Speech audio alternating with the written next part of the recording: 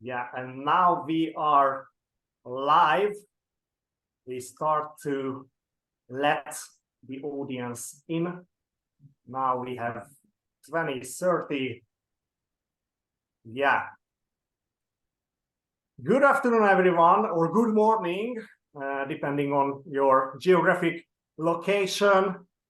And thanks for joining today's webinar about employer branding and AI. The organizer of this webinar is the European Association of Employer Branding Agencies. Hopefully you met with this organization in the past. If you want to follow professional information or case studies in field of employer branding, just type in on the LinkedIn page, LinkedIn platform, the European Association of Employer Branding Agencies, and you will find rich content which will help your employer branding activity. But now we are focusing on AI, and we have special guests today, and we will learn a lot from this special guest. So thanks for joining the webinar, Paul, Tom, Mark, and Dado. You saw the agenda, and I think we will start in a couple of minutes. If you can send us a feedback, so as a participant, that you can hear us clearly and loud. Hopefully you can interact with the chat zone. We will check with our team that everything is fine. Yeah, cool. Thank you very much. And now we can start our webinar, and our first speaker will be Paul Baier, the CEO of GENERATIve Insights from Boston, from the United States. And Paul is also the author of Harvard Business Review in this topic. We met each other in Boston during my studies at MIT Sloan. Paul was a lecturer in field of AI. So Paul, it's great to have you here, and thanks for accepting our invitation. And the stage is yours, Paul. Right. Thank you, Adam. Hello, everyone. My name is Paul Baier. I've got just 10 or 12 slides here, and we'll spend the next 15 minutes walking through with them. Three main messages. One for all applicants and employees. This generative AI is the biggest career accelerant ever, in our opinion. We're seeing battlefield promotions from director to VP. It's not going to change. Talent is a scarcity and no longer AI capabilities. Second main message is it's transformative, but I'm going to want to make sure that everyone understands the basics. So we'll walk through the basics at a real simple level today, and even actually get our hands on ChatGPT in a few minutes. And we and I certainly believe that these tools can personally improve the productivity of every knowledge worker 10 to 30%. And it's actually 50% in some software coding and creative in situations. And we're now seeing there's, I think, 6 or 8 studies now confirming a 20 to 30% productivity improvement. So this is a important tool that all of us need to have our own personal toolbox, and encourage everyone else to have in theirs as well. I founded GEI Insights. My co-founder, John Sfiocla. We help companies understand how to use this, and we are based in Boston. Few things. Want to make sure, let's share our viewpoints. Largest career accelerant, share that. We continue to see companies that are embracing this are going to continue to pull away from companies that don't. This learning is an exponential. So once you get your management team and your company and your own team and yourself, you're going to continue to learn at a faster rate than other companies or other people say, listen here, this is like crypto, this is like metaverse, I'm going to wait a year. So you can't afford, in many industries, in many situations, our belief is to wait. And just as today, we would never hire an employee or a senior VP who's never used a browser.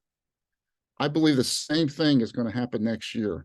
It would be irresponsible in 2 or 3 years, in our view, to promote someone to director, VP level who has not had some familiarity with the transformative effects on this. And this also goes to, I know this is a lot of employee and recruiting, also goes to promotion of talent and attracting talent. It is changing very quickly.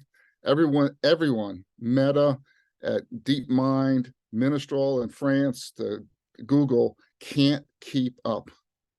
It's not indicative. So if you're feeling that and swaying around, you're like everyone else, and it's not going to change. So we call it caught the vertigo, and you've got to get started. And you can't get your arms around this using this, watching one YouTube video or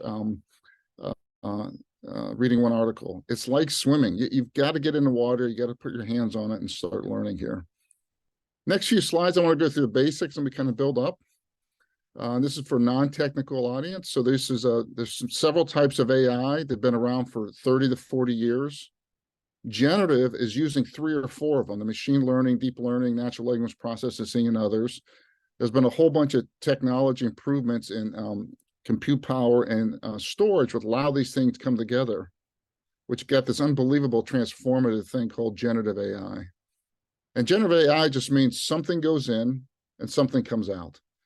We're all familiar, we're seeing ChatGPT. You put text in, text comes out. You ask for a joke comes out. But that's just one type of generative AI. There's actually many different types. You've probably seen text to image, Midjourney, Dolly, Stability AI, or there's actually image to text. Adam can write a handwritten note to me, and I can put that in Bing, and it could read that handwritten note and convert it to text. Image to 3D. There's also amazing things called text to video, if you haven't seen that. Runway ML is an example of that, where you type in, lightning bolt hits Eiffel Tower, and a 10 to 15-second video will come up. All these are generative types of AI. You put stuff in and stuff comes out.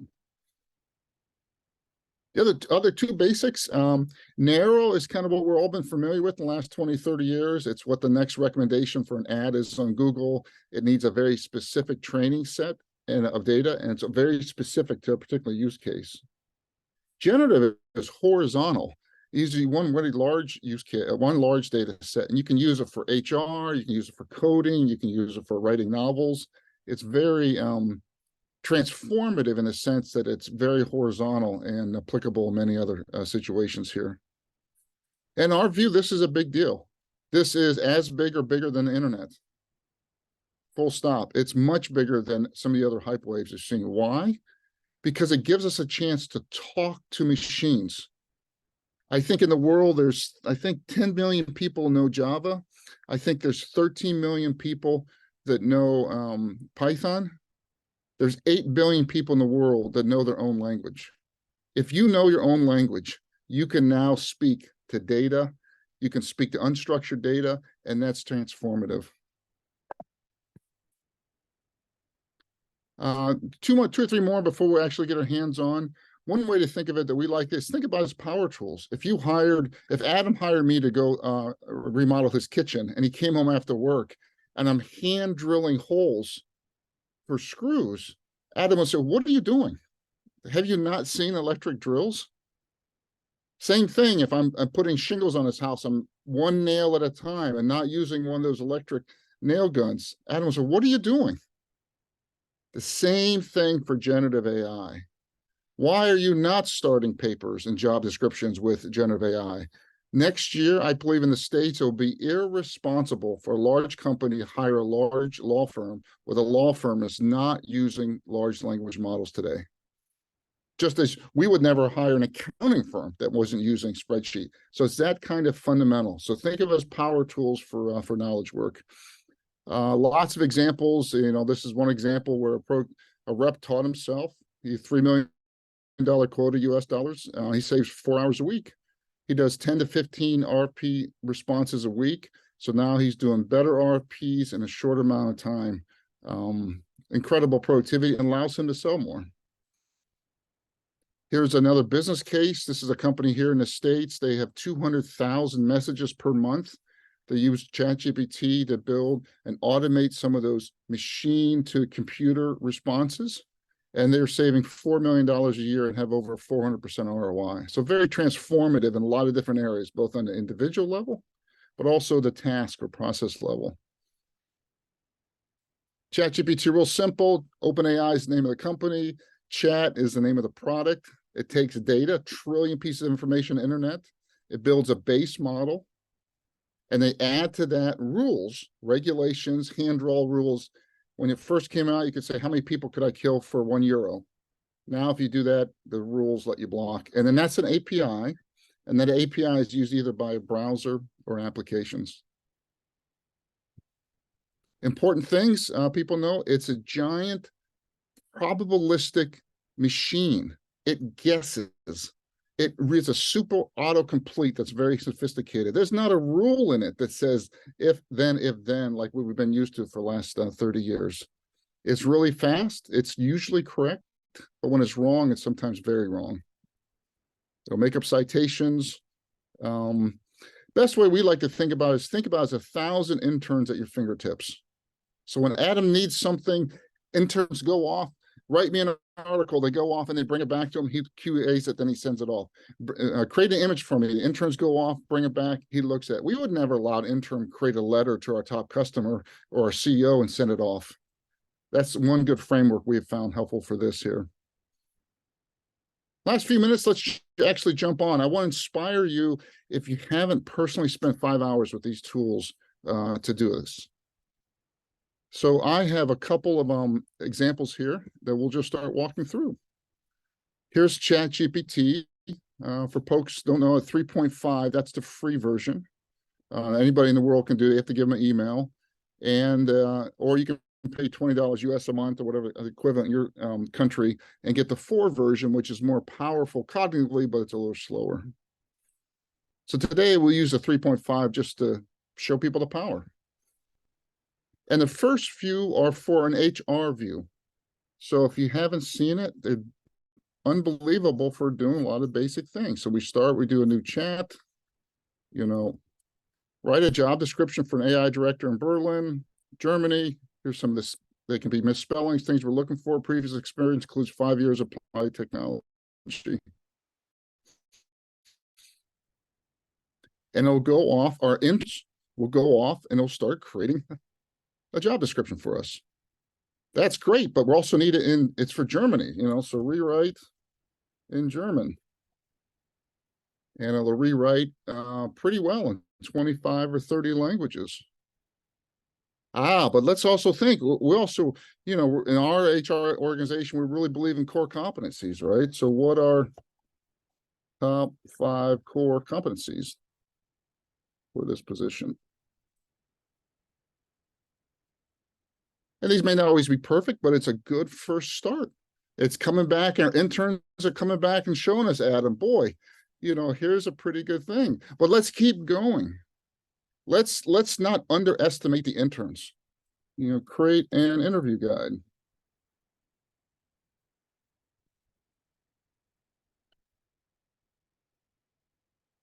And they'll come back and start setting up an interview. But now that we've got the position posted, we've got candidates coming in, we have an interview guide. Now we got 5 or 6 candidates. Now we need to compare them. So create a comparison.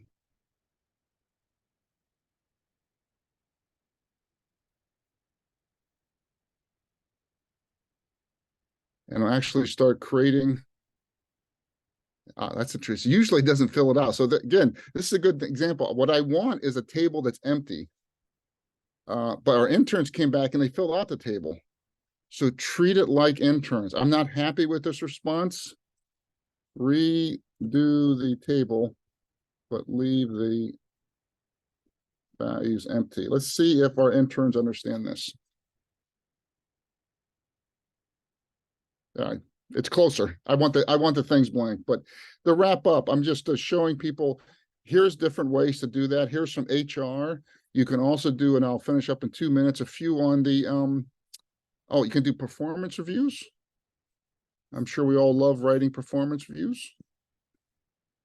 So you're an expert at writing performance reviews. You don't always have to tell what role is, but a lot of people believe that's a better thing. You should test it to get your own point of view. Write a performance review for Mary, emphasizing her dedication to product launch and skills. And the interns come back, or my little AI agent or my little helper comes back with a great attitude and very quickly gets me started. Now, if I come and edit, I can go through and copy. Here's how you copy it and go through and paste it in Word or paste it in a Google Doc. But we have one other person on the team that's, we've got to help. So let's do a performance improvement plan. Oops, that's not what I want.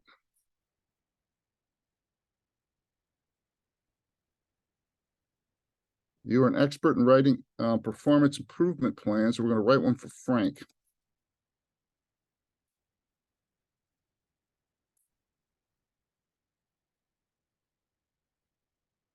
So here's the starter of a performance improvement plan on how we can help Frank get better on a couple of different skills. So that's hopefully, not hopefully, that is the overview. So the key main messages are this is very real and very transformative, and all your top talent knows it. They are going to go to companies that grow with them, and companies that grow are going to have this in their branding. They're going to have employee use guidelines. They're going to have funds and funds of rebels. You're going to have learning teams, and on and on. There are going to be ways to use it. Second is incredible productivity enhancement for you personally and for everyone on your team.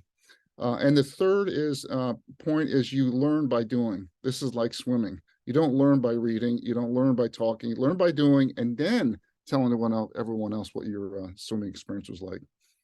So my name's Paul Baier, and hope that was helpful. Over to you, Adam. Wow, it was mind-blowing to see live how easy it is to hire a AI intern. So thank you very much for the explanation, and it was really, really useful.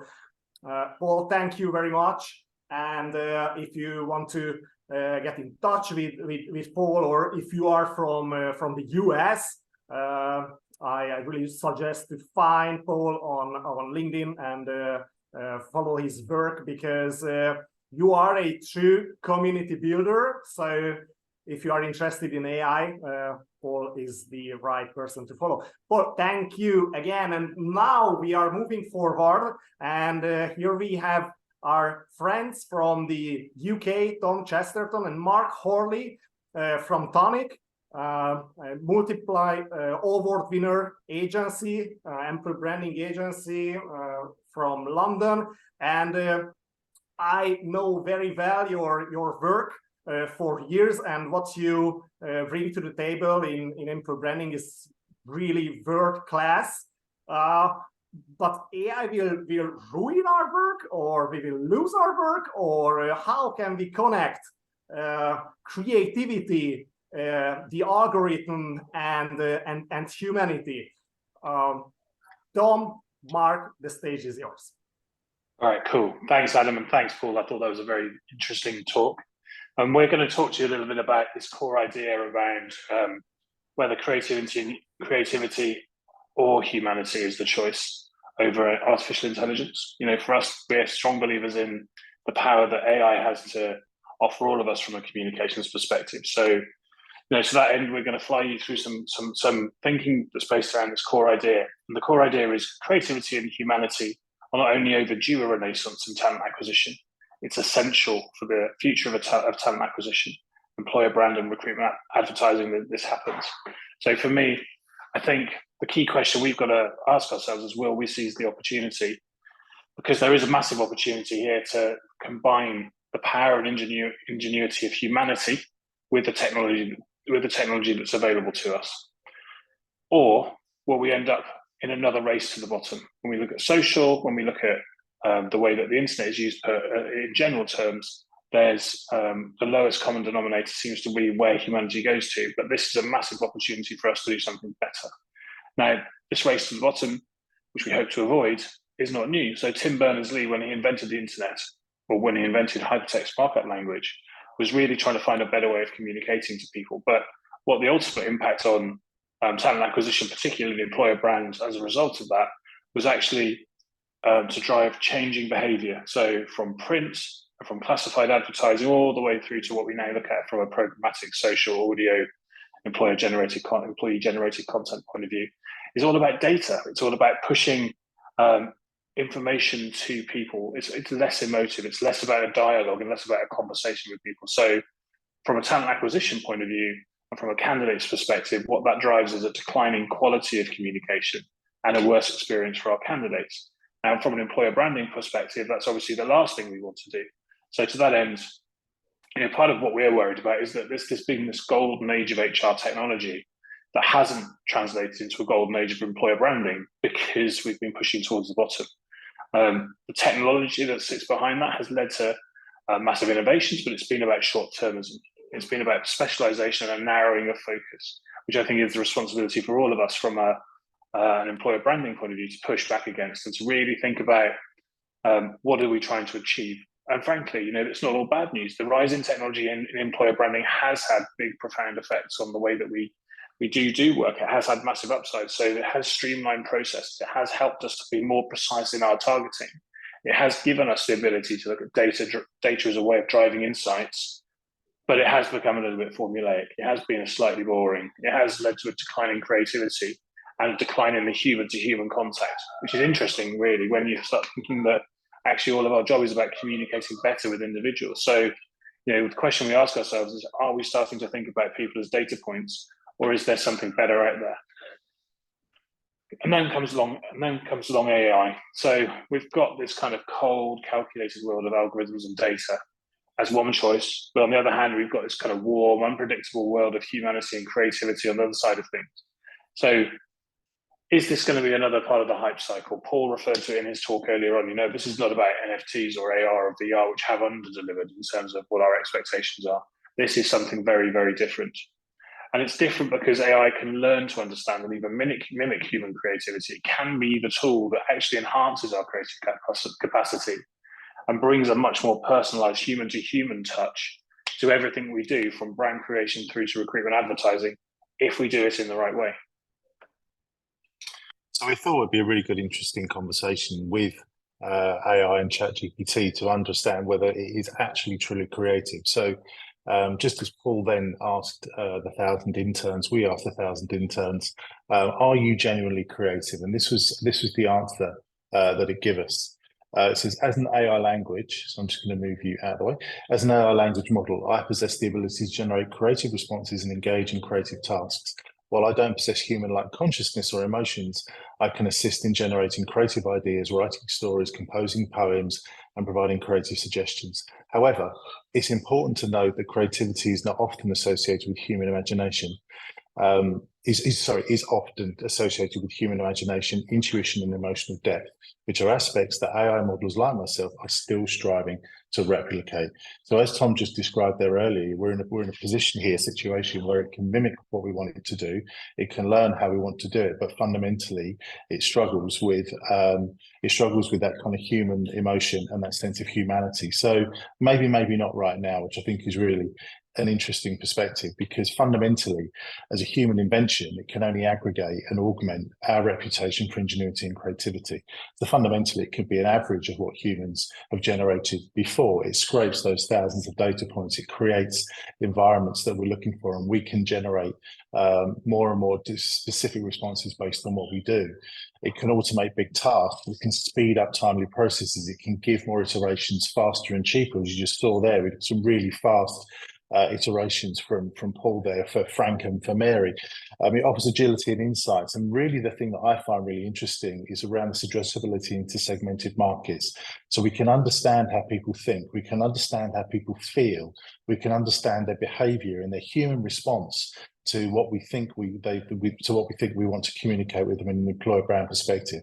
Why would this person want to work for this organization over anybody else, even if they already do? What are the reasons? What does it make it feel like? How does it make me feel that I'm connected to this organization?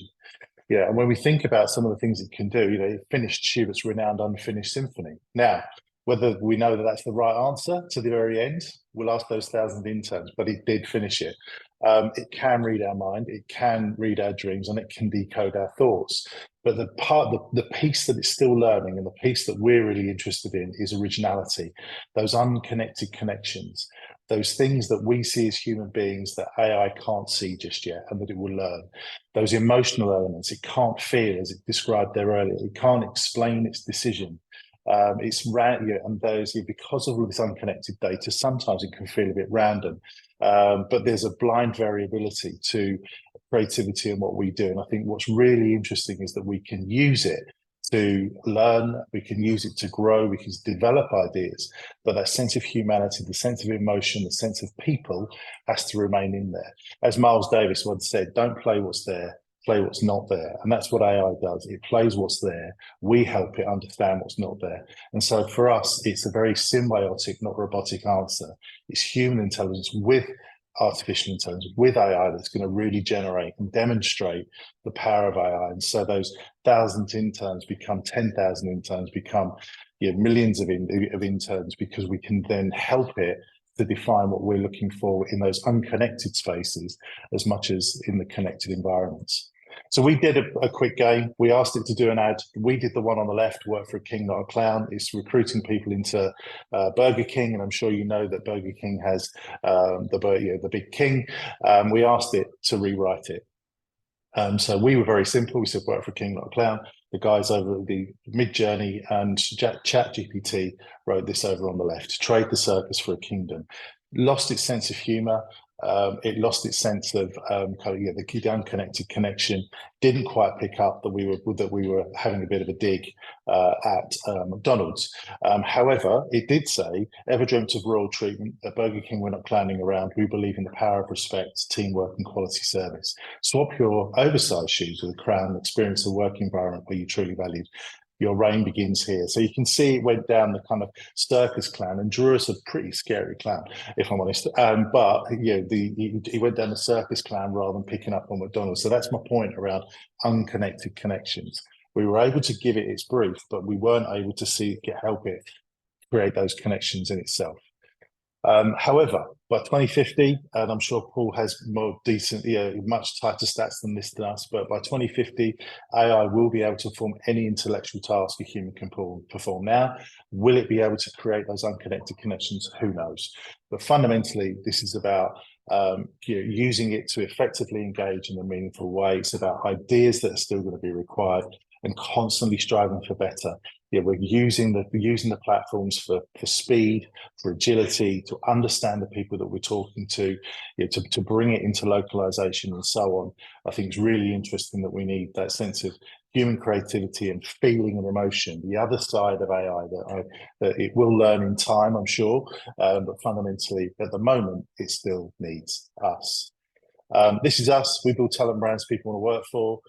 Not surprisingly, data, behavior, and insight is everything that we do, all the way through the employer brand cycle, from first point engagement all the way through the employee experience to alumni advocacy and alumni. We're in the UK, but we're all around the world, and we're very proud partners of the EAEVA. Hopefully that was useful. Love to meet. Tom, Mark, thank you very much. And I was really surprised about the comparison between your original work, which is amazing, and it's a legendary case study in our industry, in our employer branding industry, and how AI ruined the whole work, let's say. So I really love that you highlighted the flip side and the possibilities, because connecting dots and connecting the unconnected, it's really interesting. But this clown was really scary, right? It was very scary clown. It was a very scary clown. Thank you very much. And for those who are the participants, you can use the Q&A section. So we have already received 2 questions. So we see your questions, and we will have time at the end, and we will answer a couple of questions. So I mentioned that use the chat.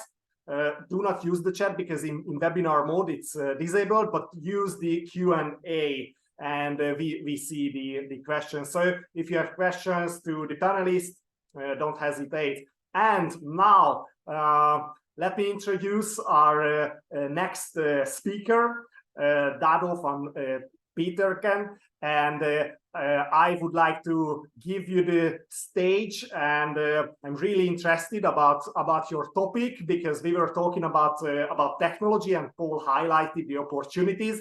We were talking about creativity, and how about the future of jobs? Really interesting. Dado, thanks for joining. The virtual stage is yours.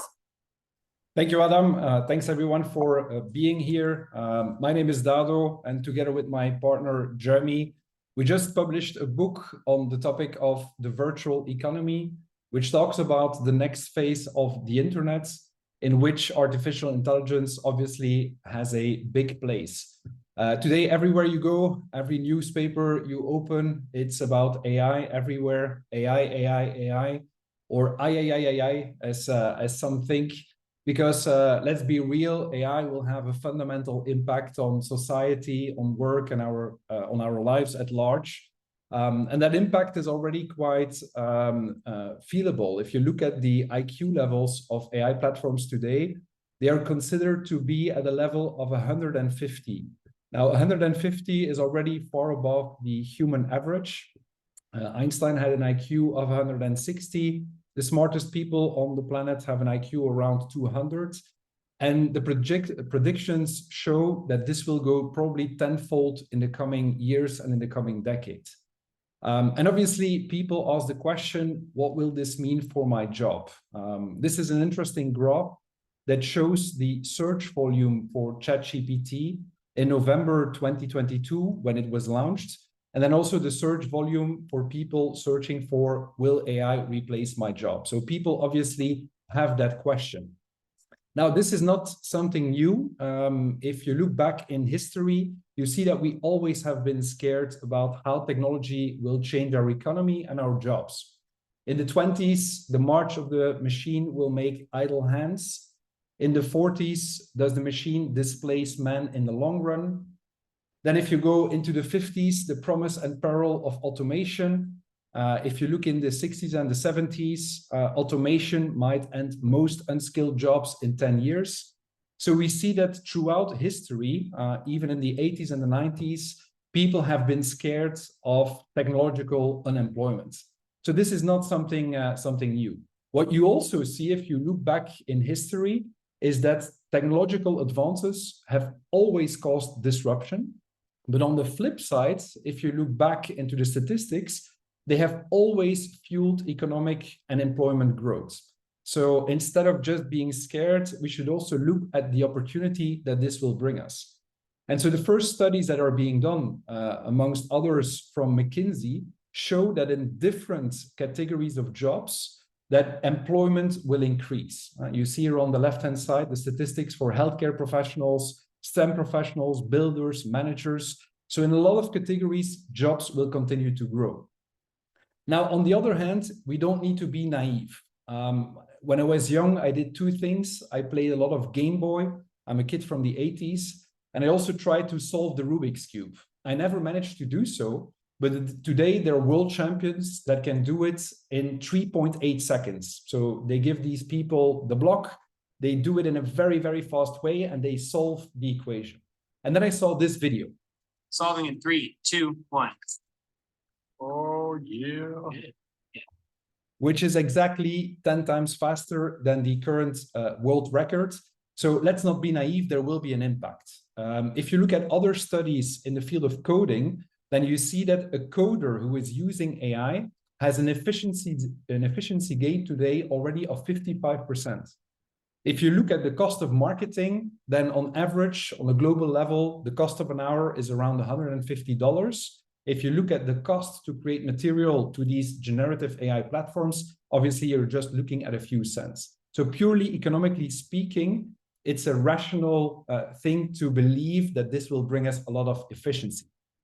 Now, the question for me is not, are we on team robots or team human? It has been said in the previous presentation, we need to go for a symbiotic relationship. And this quote for me is a quote that really stresses that idea to its base essence. Humans will not be replaced by AI, but humans will be replaced by other humans using AI. And I think this is very close to how we need to look at the situation. If you look at other studies, for example, at Harvard Business School, they have compared people using AI with people not using AI. And then you see, for example, here that consultants at BCG have finished tasks, 12% more tasks finished. They completed 25% more tasks more quickly, and they produced 40% higher quality results than those not using AI. And this showcases the three things that are happening today.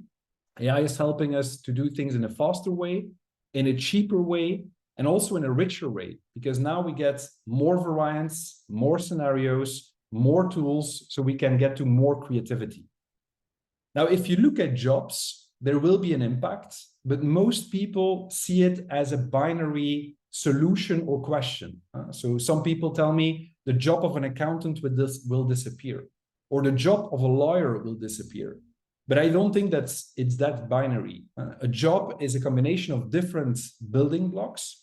And if you look at the job of a lawyer, for example, then yes, some of those elements will probably disappear because of AI. Some of these elements will be augmented by AI. And then there will be new elements that will be added. And this is just one example in the field of law. But if you look through all the different jobs in the markets, then you will see that there are different building blocks. Some of them will disappear, some will be augmented, and some will be new. So it's a man-machine collaboration world, coming back to the symbiotic relationship that was discussed before. And this is a video that really showcases how we will work together with these platforms. We already saw some screen grabs from ChatGPT. Now it can also see, and it can, for example, help you to do a certain task. And this video speaks for itself, so I will quickly run it so that you have an idea how this man-machine collaboration could work.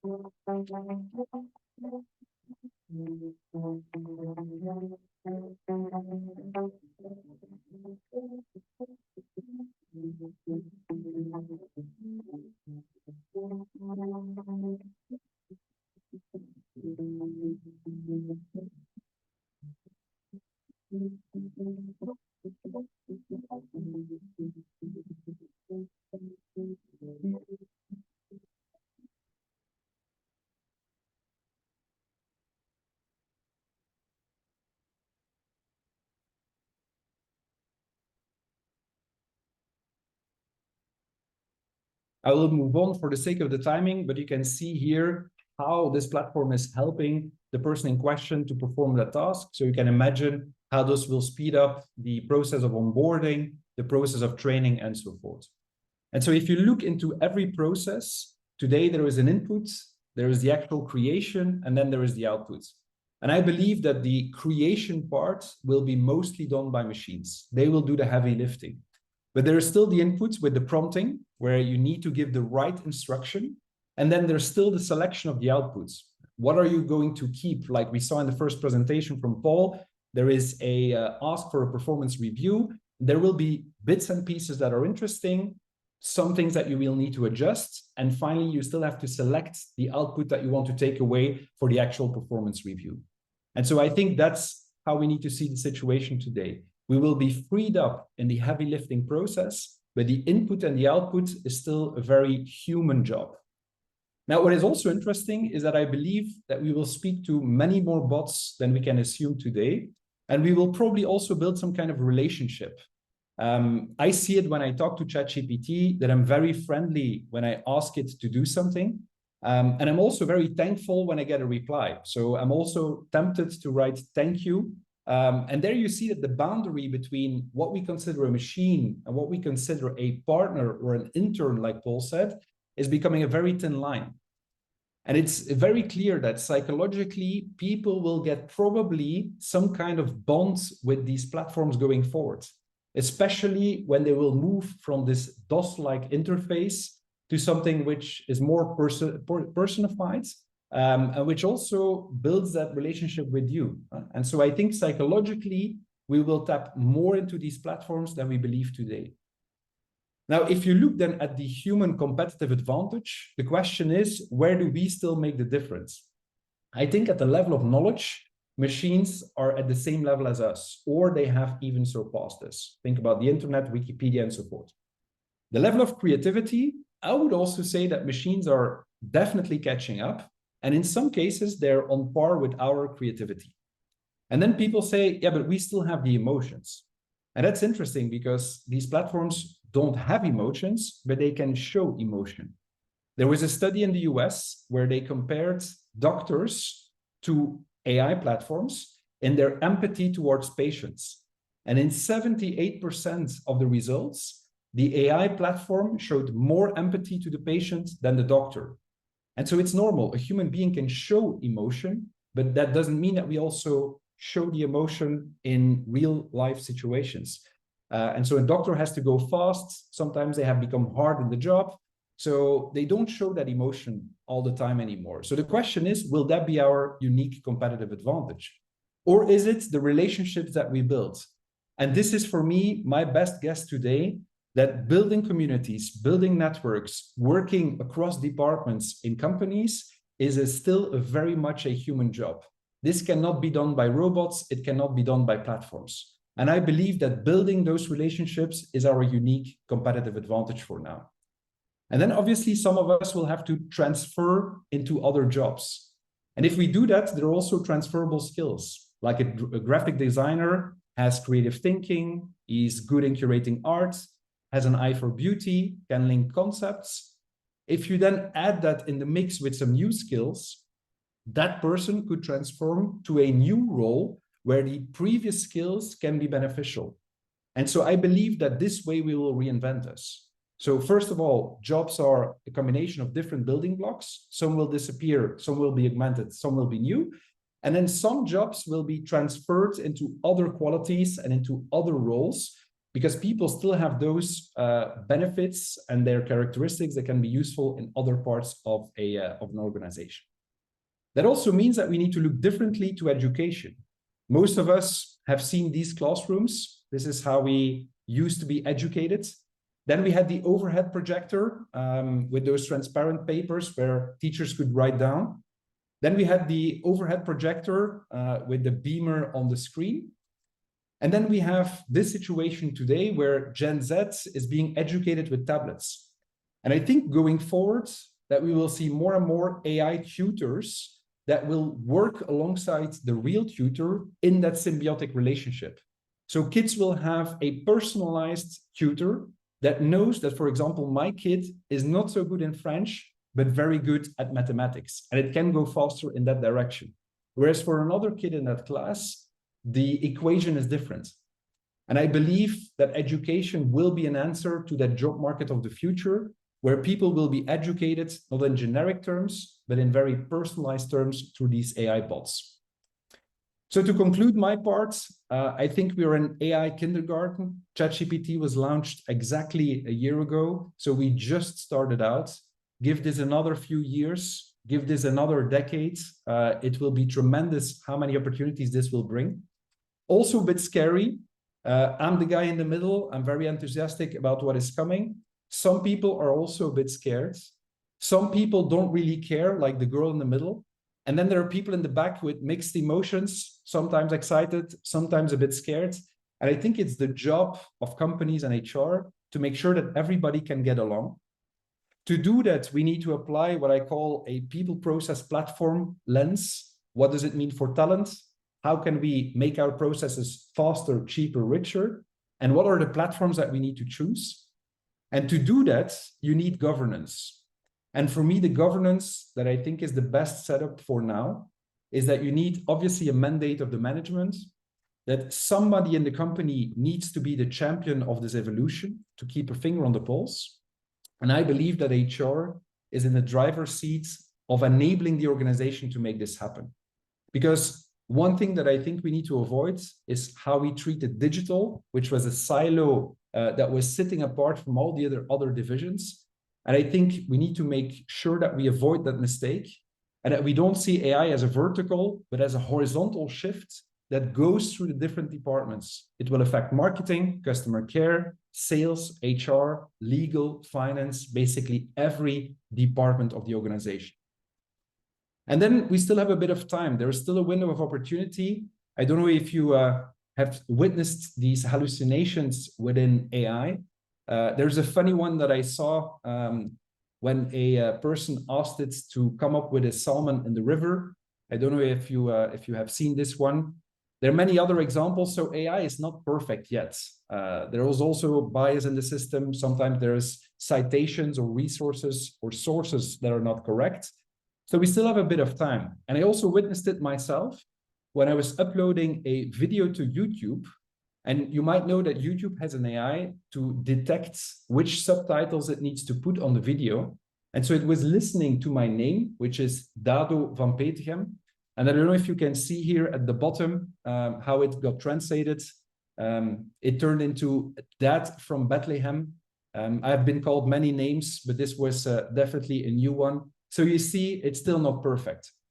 What I do believe is we're back at a watershed moment. It's another industrial revolution, and it won't slow down from here. Change has never come this fast, and it will probably never be as slow again. So we need to buckle up. We need to see it as an opportunity. And I think if we rescale and upskill ourselves and our colleagues, then we can turn this really into an opportunity and not into a doom scenario. So I hope this was useful. You can find more inspiration in my book, which you can find on Amazon. And I'm very happy to connect with you on any social platform. Thank you very much. Back to you, Adam. Dado, it was great, and thanks for sharing all these thoughts. I never typed in salmon in water, but I will definitely try.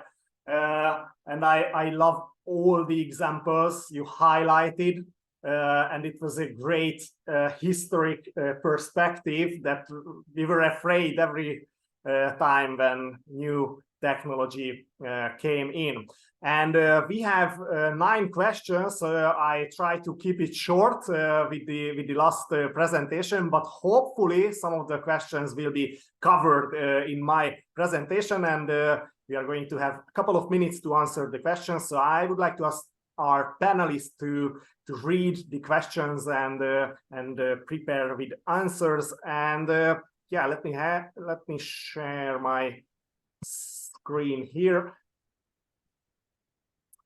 Yeah, and hopefully you can see. Yeah, cool. So as a summary today's presentation, I would like to highlight some case studies, a couple of case studies using AI in field of employer branding. And Paul also highlighted us a live presentation, how to create a job description. And AI is really great and really good in content creation, advertisement, generating new pictures.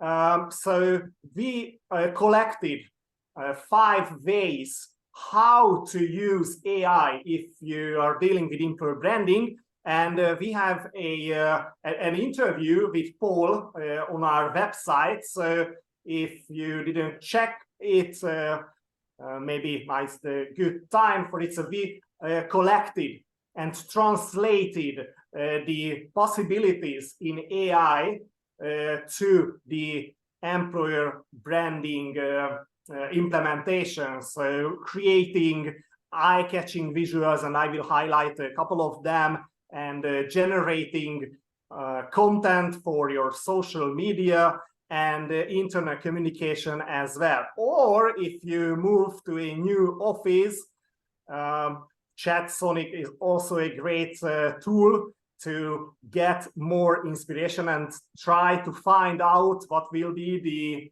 the future workplace. And here are some real life examples. These campaign items are live now in Hungary, and these pictures are absolutely generated by AI, and we tried to implement the main message, and the applicants, the candidates love really much. So you can check the Facebook or LinkedIn page from Aldi, and you will see some examples. So if you do candidate attraction, or you recruit future candidates. Now it's the time to use Midjourney or ChatGPT, and I would like to encourage you to start it now. So it's a great technology. If you didn't download it or didn't register ChatGPT, try it, and you will see how fast you can develop yourself. So just start it. Our second example is for internet communication. And this is inside Brandfizz.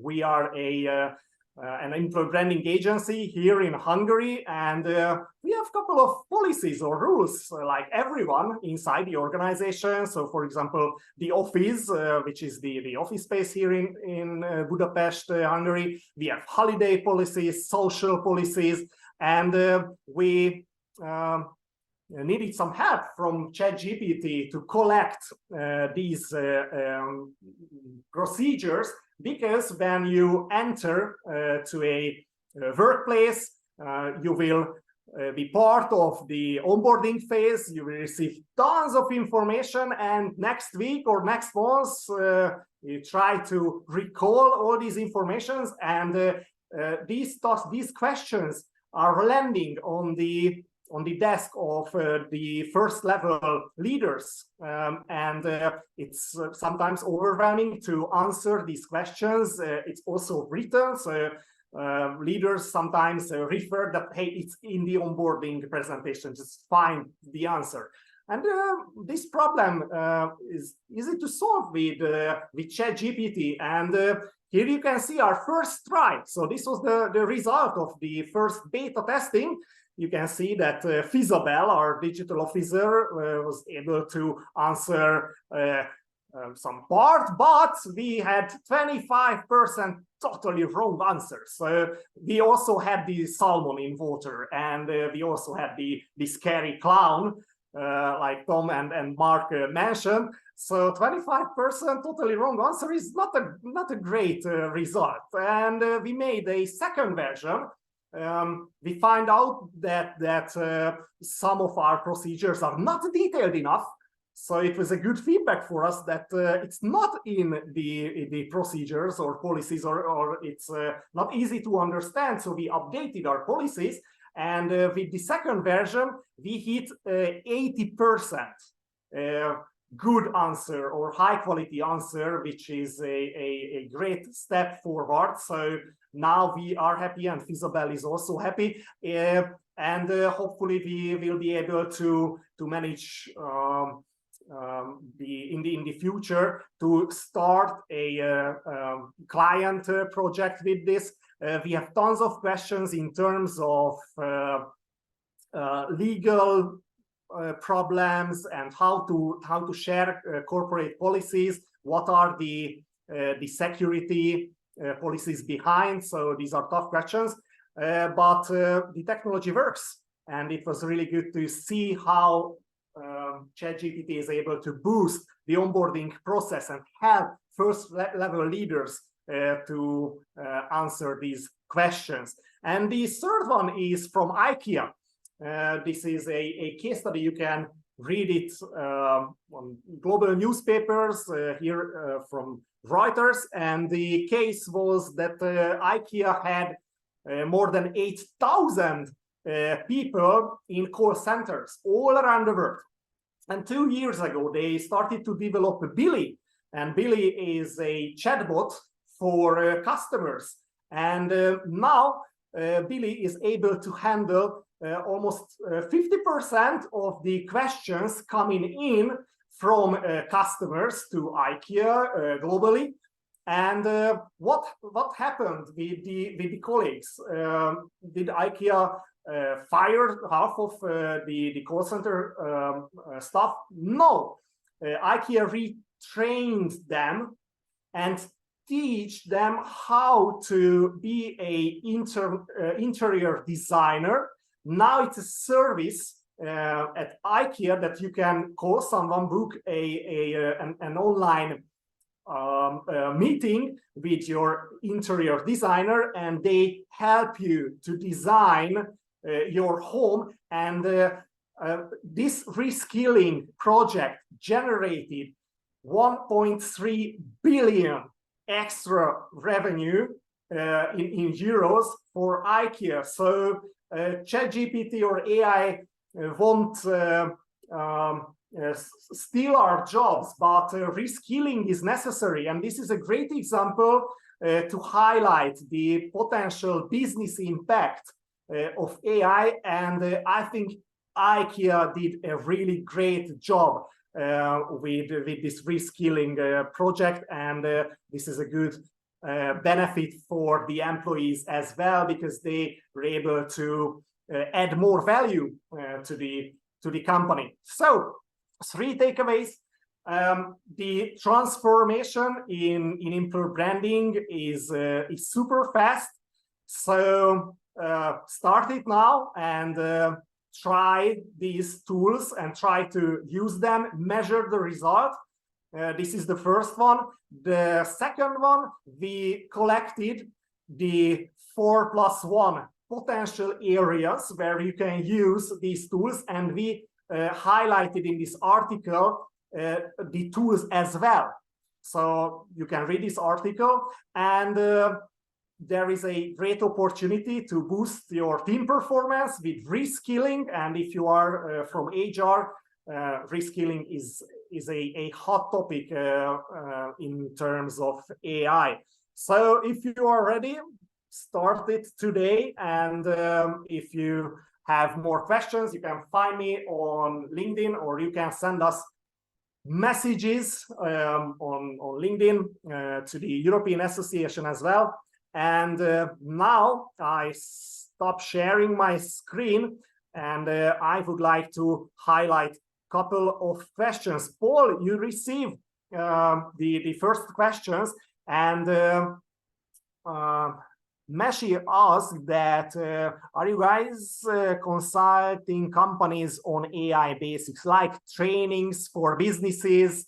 What is the model behind? Yes, yeah, we're working with a lot of companies in a consulting or a membership fashion, all over the board, from the board trying to understand where to invest, to which of the 85 projects to choose, to how to train 7,000 employees, what employee use policy. So there's no shortage of opportunities, and it's really important to strategically think about how you invest your dollars and times.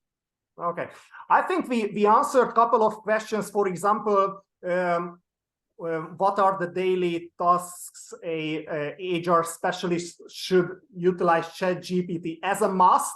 I think it's not a must-have, but you have to start it, and you have to find out. Anything to add, Paul, to this question? Yeah, I mean, in HR in particular, there's so many opportunities from onboarding to policies. I think the thing we encourage companies to do is think through what's going to get momentum in your company around GenAI. And typically that's really getting aligned around existing leaders who know how to get stuff done. And if they have an exciting, they show excitement in GenAI, lining projects up like that is a very tactical way to really get momentum, rather than just picking something that's cool or might be liked by one department or one person. Tom, Mark, you received a comment from Kate. She said, I agree, the focus on technology needs to be balanced with our skills for emotions, the human touch, and quality branding techniques. What do you think about this? Yeah, I think Kate's right to agree with us. I think it's exactly the right opinion to have. I think she asked a question later on as well about testing, which I'll come back to now. I think testing is an interesting one, isn't it? Because you've got to have different viewpoints to make for a proper test. So I'm not sure there is a use case of testing being used in the workplace for creative at the moment. I'm sure that will develop over time. But I think where AI can really help and support that process is around designing the test and making sure that it's unbiased, that it's not leading in any way. So I think there's very clearly a role for that to play there. I'm not sure you get the qualitative data that we all want from testing at this point, but maybe that's something for the future. Mark, anything to add? Yeah, well, I actually used ChatGTP to ask if there were any platforms that I didn't know of, and there are quite a few. But the ones that I knew of that also came up were things like Visa AI, which gives you great creative analytics and optimization to assess ad creatives. Obviously, there's things like Facebook ads, Google ads, all the things that we know that we're using on a daily basis. But there were some other ones that I thought were really interesting, as I say, around Visa AI, which means that we can kind of start to test the messaging against those audiences. So I think what we're certainly looking at and using the platforms we use around for audience intelligence and for testing on those audience intelligence is that we can use the AI to then segment the audiences and the message frameworks around those audiences, and then using platforms like that, like Pulsar, like GWI, etc., and Audience, we can then start to kind of understand how this creative is working and developing, and then change and develop in flight, as they say, or even before it's prototyped and run. Well, thank you. And our time is up, but one last question to Dado. Ariel said that, or asked that, do you think humans get frustrated when they have to talk with a robot to get what they want? So it's also a human aspect. Sometimes, yeah, maybe we are frustrated, but what do you think about this topic, Dado? It's a great question. It's again psychology, right? So I think they become so fast and so elaborate that obviously we demand more and more, and we're sometimes disappointed when the answer is not on par with what we've seen from other answers coming out of AI. So the bar is high, and I can compare it to the start of the internet. In the beginning, we had to connect with the 56K modem. I don't know if you still remember that sound that came out of the modem. We had to wait 5 minutes before we were online. And today we want our internet to be like super, super fast. And I think the same holds for AI. So the bar is every time a little bit higher. On the other hand, I think AIs are so good in showing compassion. They never get frustrated themselves, that I think the chances of being frustrated towards another human being is higher than being frustrated towards an AI. Because it never gets bored of you asking the same question or asking to elaborate. And if I see the examples of Paul, I think sometimes interns think, oh my God, I need to go back to the drawing board and start all over. Whereas the AI doesn't care, right? It just starts and it just completes your question. So I think the only frustration we will have is that it doesn't go as fast as hoped. And that it doesn't turn out the exact answer or creativity that we are looking for. But it will become so good that I think frustrations will be low. For me, it's like Google Translate. 10 years ago, it translated some crazy sentences, but now it's really close to a real almost 100% translation. So hopefully we will see the same in field of employer branding. So gentlemen, thank you very much for joining today. Dado, Paul, Mark, and Tom, it was great to have you here in our webinar. And dear participants, if you have more questions, you will find us on LinkedIn, and you can ask questions in comments, and we try to answer all of them. Thanks for joining today's webinar. Now we close this session. Thank you again, and see you next time. Take care.